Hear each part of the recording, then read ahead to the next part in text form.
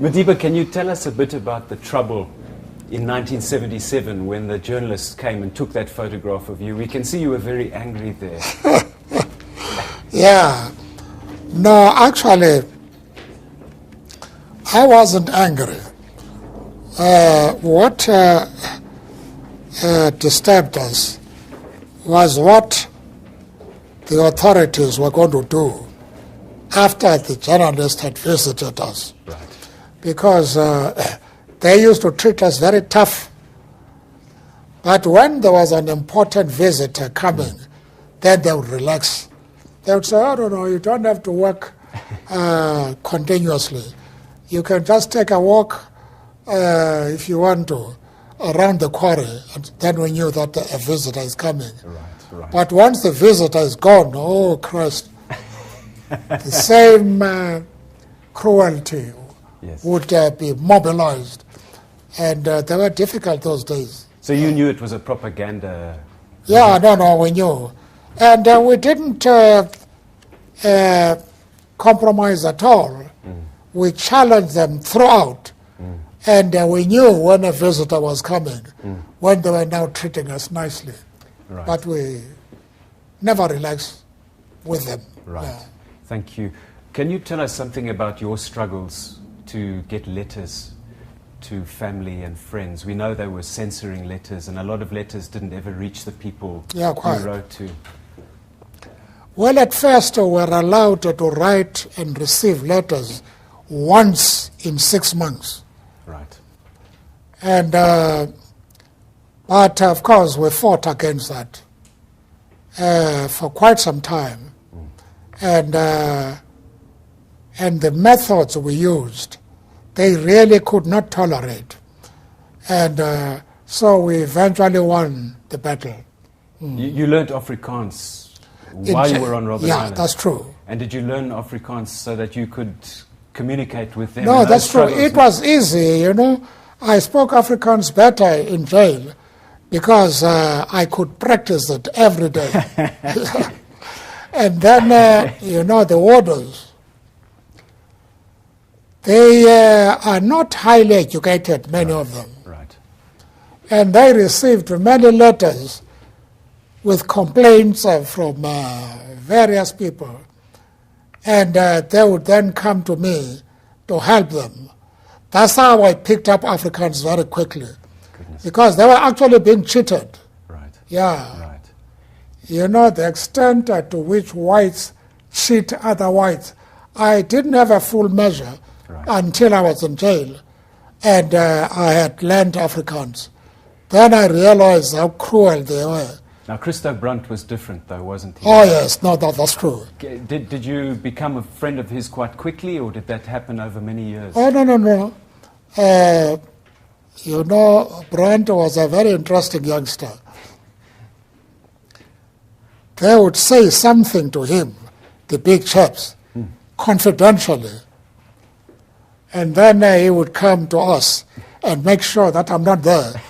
And if I'm in another group, then he would tell others what they say about me. Goodness. But they were talking to people like Kathrada. Yes. And when he goes, then they tell me what they were saying. So he was like a microphone for you to hear what they were saying. That's right. That's true. But did you know that they were that they had microphones and were recording all your conversations? I only knew when I left jail. Yes. Yeah. Because I used to go under a tree. Yes. And then relax there, think I'm free. And yet they had a microphone in the trees. In a tree. Madiba, I want to show you a picture of your cell.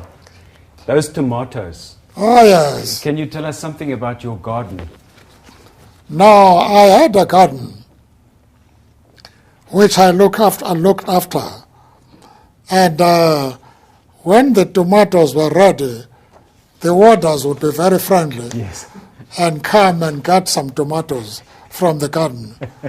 And now I still remember that very well. What other vegetables did you grow? Chilies, I think you grew as well. Yes, chilies. And what was the other one which was a favorite? A cabbage. Cabbages? Yeah, and cauliflower. Okay. Yes, Now, and then onion. Yeah. Now, I've talked to Mr. K and to Mac Maharaj. They tell me that you used to fertilize this garden in strange ways. No, I don't want to talk like that. No, I didn't want an answer. I don't want to talk like that. I want to show you another photograph. That's Minister Kobi Kutsia. Oh, yes, that's right. Now, that was a gift to you, that briefcase. Yes, it's a pity money died so early. Yes. And then this chap, what do you call? What is his name? I know him very well. Was he head of the prison services? Yeah. Yeah. You remember him, Zaldina? This chap?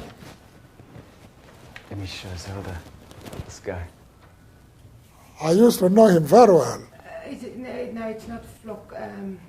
No. But he's Afrikaans speaking. Yes, yes. Yes. And Neil Barnard in the middle there. Yeah, quite. Did you keep that briefcase for a long time afterwards? Oh, yes.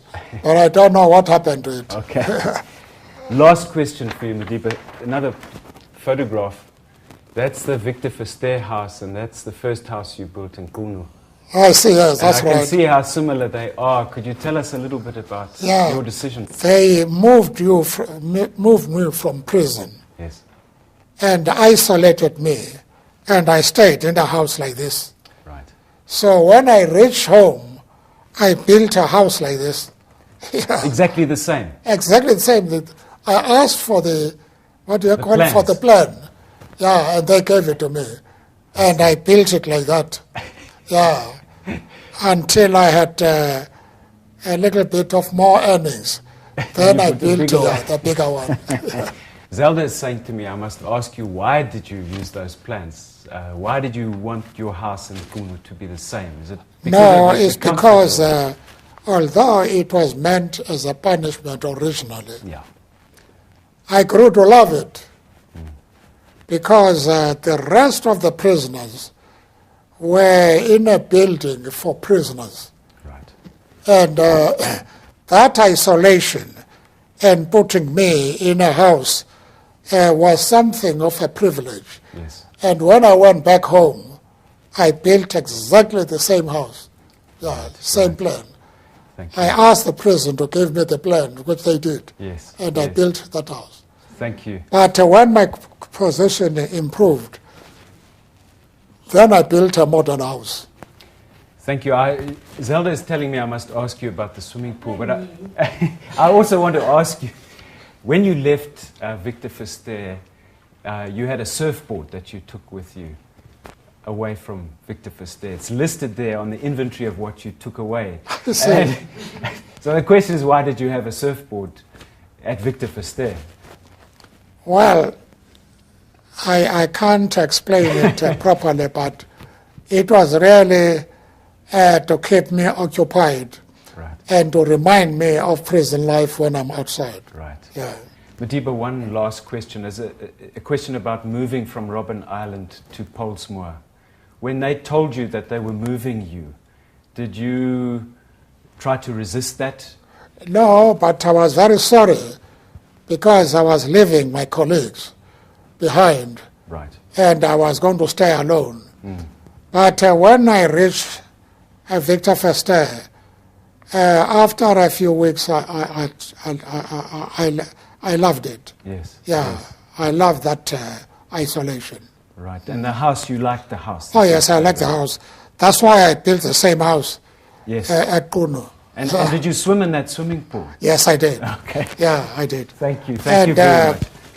the wardens were not allowed to swim, but they would have a guard and then swim. They'd come and swim in your Yeah, pool. we would swim together.